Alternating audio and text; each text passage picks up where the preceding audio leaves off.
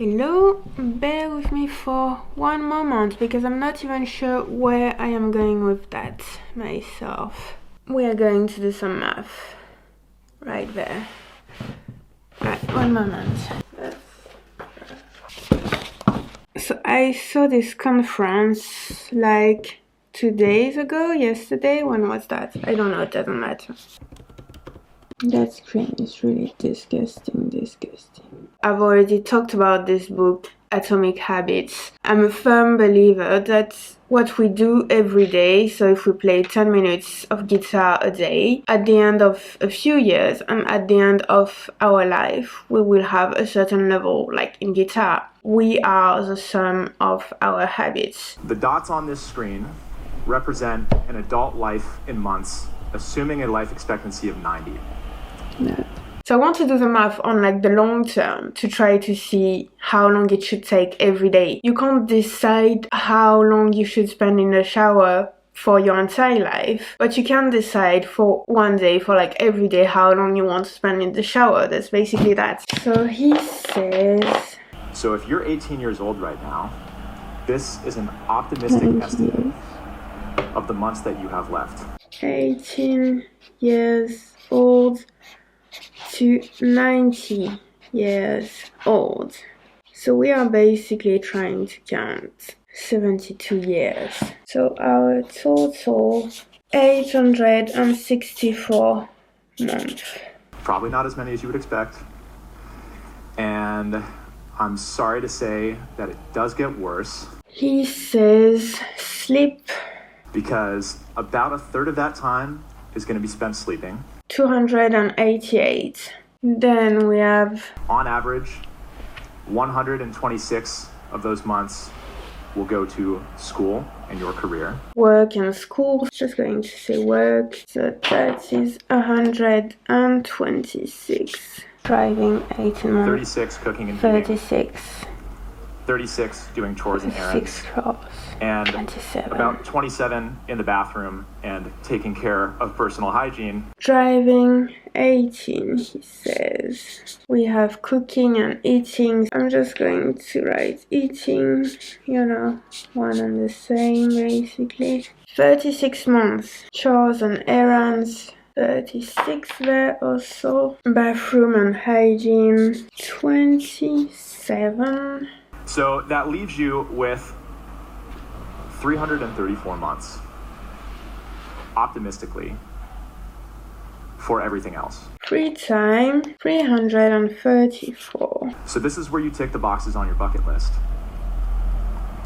This is where you pursue your passions and travel the world and leave your mark. How you spend this time is going to determine the quality of your life. But this time isn't just something that you spend, it's also something that you invest. Because what you do with it will quite literally determine the kind of person you become. The body, mind, and character that you will have in the future are being actively shaped by how you choose to use your time today. So take a second and ask yourself, what do you want to do with that free time?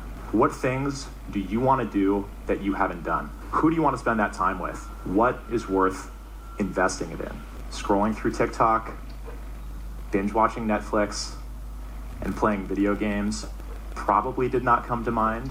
But today, the average 18-year-old in the United States is on pace to spend 93% of their remaining free time looking at a screen.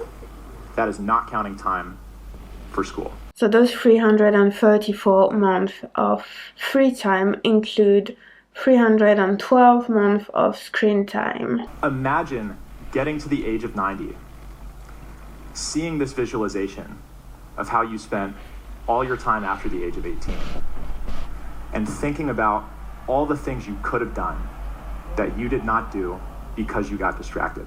And I also want you to ask yourself, what do you think over 26 years of screen time would do to you? It's well established that there's a link between high screen time and mental health issues such as depression and anxiety. But recently, we've started to unveil the cognitive consequences of excessive tech use as well. Alright, so what am I doing with that?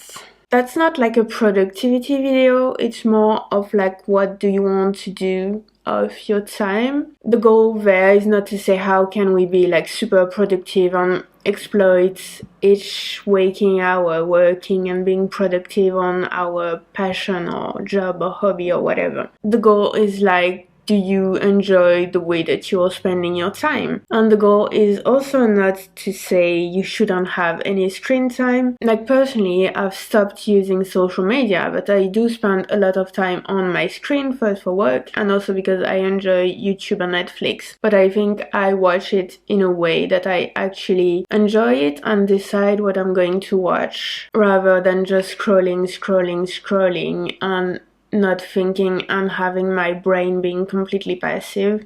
I'm trying to have an active use of my screen time. So that's in years and then in months, which is not really something that we can control. What we can control is our day. So we have to see in minutes and in hours what this means. So in one day, there is obviously 24 hours. So that's 1,440 minutes. That's a lot of minutes. So a week, so that's 7 days. I think it would be easier if we just count in hours and not in minutes because that's going to be too much. But that is 168. Now a month it can be 30 or 31 days, even 28 or 29 for okay, so there are 720 total hours in an average of 30-day month. This number can vary from 672 to 744 hours, depending on how many days are in a given calendar month. In a year, there are 365 days, 8,760 hours. Right, so now that we have that, how many hours or minutes per day does it represent? Because I have no idea. When I see that bathroom and hygiene, that's 27 months, I have no idea how long that means in the bathroom every day. Do you take a 3-minute shower or like a 30-minute shower? Like for example, I don't think I spend too much time in the shower, but I often find myself just daydreaming in there, just thinking about tasks and whatever and planning and whatever. And then soon enough you realize you've been there 20 minutes and you haven't even washed yourself. Like it's 20 minutes you've been thinking about things, but still you could be thinking about this outside of the shower. That's not necessarily time that you're going to spend being productive or working, but I would rather be like listening to some music and daydreaming while listening to some music instead of just standing there in the shower. I don't know how to do that math actually. How do I calculate that? Just want to make sure we have the total right. I actually have 865 instead of an 864 there. 864 was right for 72 years, no? 864 divided by 12. Yeah, that was. They probably rounded up the month. So I'm going to calculate the number of years there, because the problem is that if I do the math with the number of months, that's an approximation 720 hours, because you don't have the same number of days in every month. That would be number of years. 24 years of sleep, 10.5 years of work, a year and a half of driving, 3 years eating, 3 years chores, bathroom, 2 years 25, and free time 27 years and 75. And wait, because if we have, so for 72 years, that's the number of hours that we have. That is completely insane math. Like, what kind of nonsensical person would do that? So I think that first I need to do the math for how many hours that represents in total of all that. Hours for 72 years. So that's what we said the total was. So 24, and per year we have 8,760, 200,000 hours of sleep.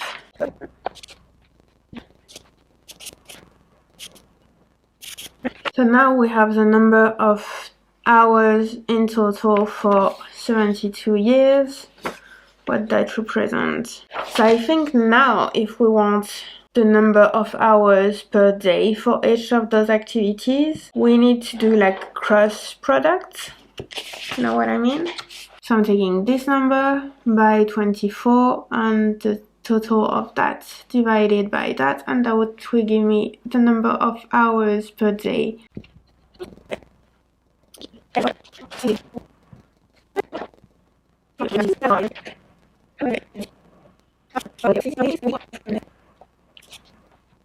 Who the fuck has 9 hours of free time every day? That doesn't really seem realistic. 8 hours of sleep, why not? Work 3 hours and a half, okay, if we count retirements, bank holidays, days off, weekends and all that, maybe, but I'm not even sure about this. So that's 30 minutes of driving every day. I don't have a car personally, I've never had a car. So like if you're working, do you drive like 15 minutes going to work and then 15 minutes back? Doesn't seem really realistic for most people I know. That's like more than this, like 30 minutes to go to work by car. 1 hour per day of eating and cooking, not realistic. 1 hour per day of chores. Seems okay, this one, maybe even a bit too much. Bathrooms, so that's 45 minutes, why not? Yeah, seems okay to me. And free times, 9 hours and a half. I guess if we counterbalance that, if we count like the weekends and the days off on like retirement, but it seems to me that we're still working more than within our days. We have like way more work than free time, no? That doesn't really seem super realistic to me, I don't know. Yeah, I'm just going to boost my mood with some of that. The Chupa Chups watermelon. So now I don't really know what to do with that. So I've done all this math because I was thinking, let's see how we can improve our day-to-day in order to improve our years of existence until we are 90. But now I'm just like, what now? Because it doesn't seem very realistic to me. So the screen time, how many years would that be? So that would be 26 years. So screen time would be... So that would be 8 hours, nearly 9 hours on our screens every day. So how can we optimize that anyway? Okay, so we are going to do the ideal day and see how many years and months that represent at the end of our life. But I'm going to change some things. I'm going to explain to you why.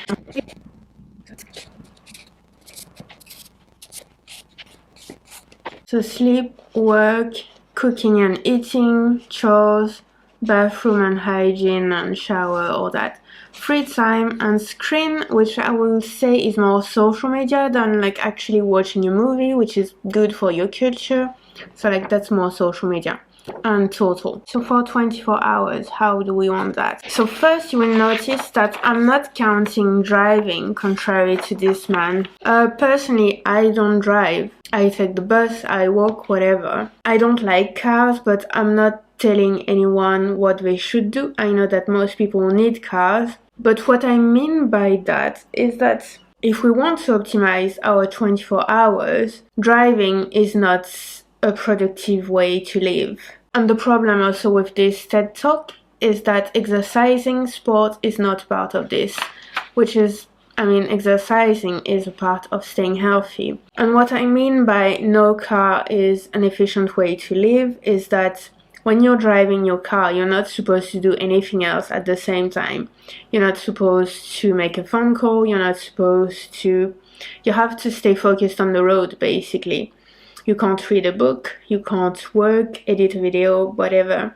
You can't write ideas in a notebook. You can't do these things. Whereas if you don't have a car, let's say you take the bus or you walk, you can do all those things on the bus. You can take notes, you can listen to some music and maybe write some ideas of songs of of music, of lyrics, whatever. If you're not in the bus, you can't do that, but you are walking, so you're going to be exercising. You don't need to go to the gym. You don't need to plan time for sports because you're already walking or running or cycling to wherever you need to go. So if we want to do an efficient day, I'm going to say no car. 8 hours per night is actually a good thing, so we are going to keep saying 8 hours. Work.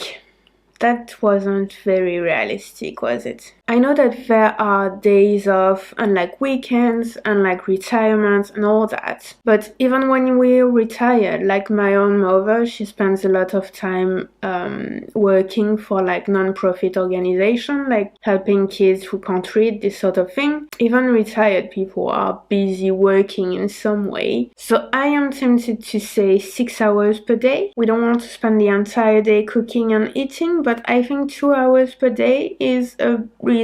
It's not too much, it's not too little. If you want to stay healthy and sort of on a budget, it's better to prepare your meals. So like, yeah, 2 hours. Chores. They said 1 hour per day. That would be 7 hours per week. That is huge. Honestly, I'm just tempted to say 30 minutes a day. Bathroom. If you want to be like a minimum clean, you know what I mean? Like your hair, like even dudes, like you've got beards to shave or whatever. Like, I think 1 hour is 1 hour every day, you know what I mean? Like morning, evening. So that is 17 hours and a half. That's quite a bit of free time. Let's say we spend 1 hour per day on screens, so social media. Okay, let's be generous with that amount. Ideally, no time on social media, but we still do. So yeah. So let's include the 1 hour in our free time though.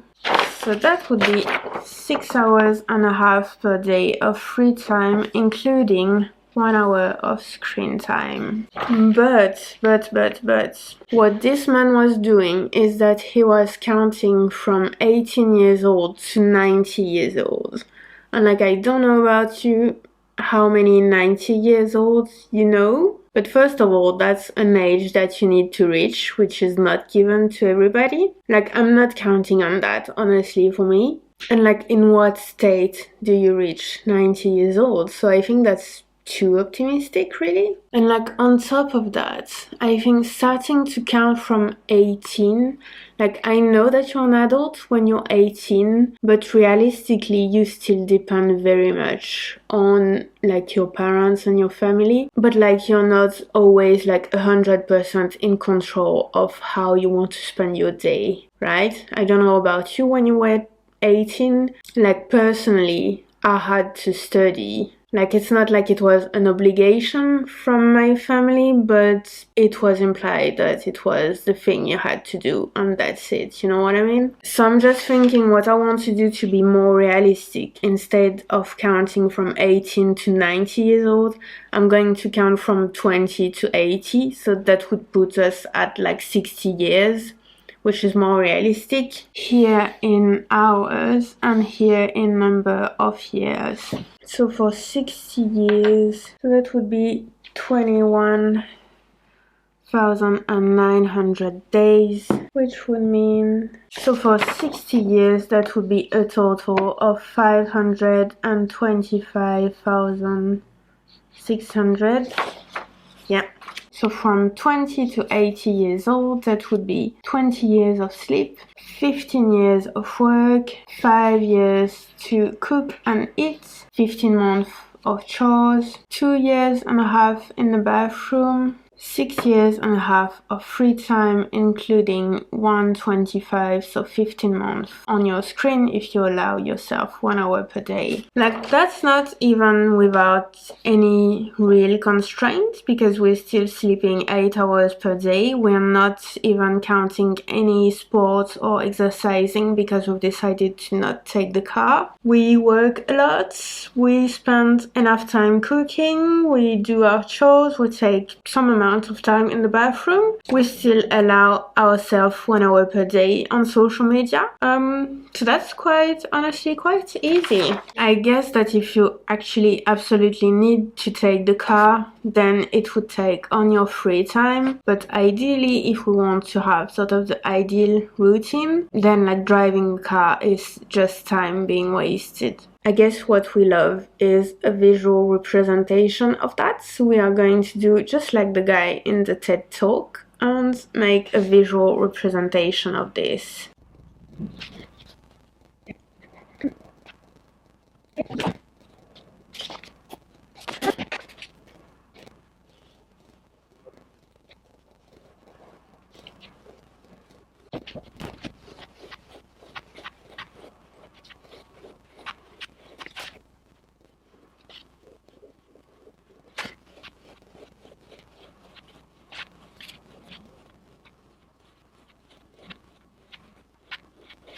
That is 60 years.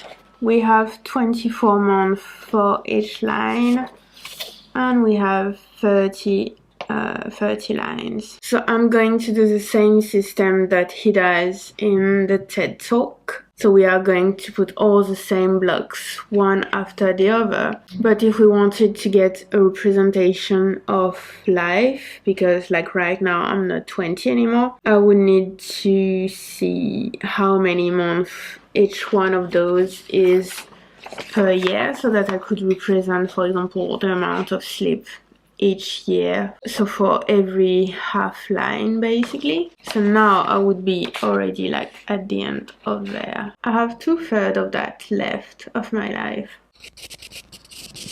If you sleep 8 hours a day, that is sleep in your life. I know that it looks like a lot, and I know that a lot of people are telling you they sleep 3 hours a night, but it just has been proven scientifically that it's really damaging to your health. Personally, I'm not functioning properly on a daily basis if I don't have my sleep. Even if you feel like you're doing great without enough sleep, but you have Alzheimer's by the time you're 60, is it worth it, you know? If we work 6 hours per day, over 60 years, that's that.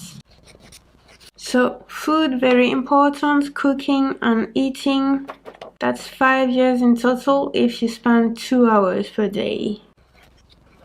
So that's the time spent in the bathroom. 2.5 years if you spend 1 hour every day.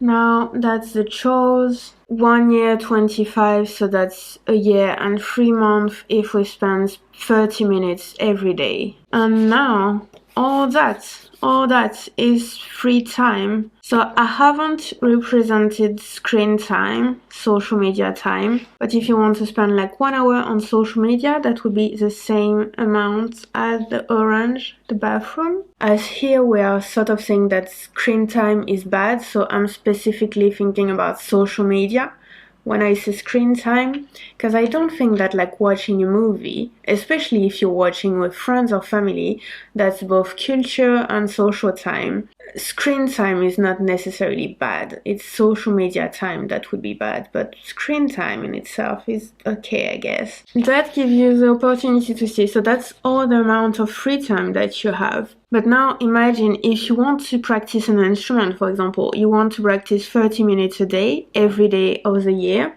that would represent the same amount as the chores there. If you want to practice 1 hour every day of the year, that would be the same amount as the bathroom time there in orange. And if you want to do 2 hours every day, that would be the same amount as food in green there. So that would be quite a huge amount to practice an instrument, so you would be like really good at the end of your life. You know what, actually that's what I'm going to do, because for myself I have banned social media from my life. What I'm trying to do these days is to really practice 2 hours every day of music, of different instruments.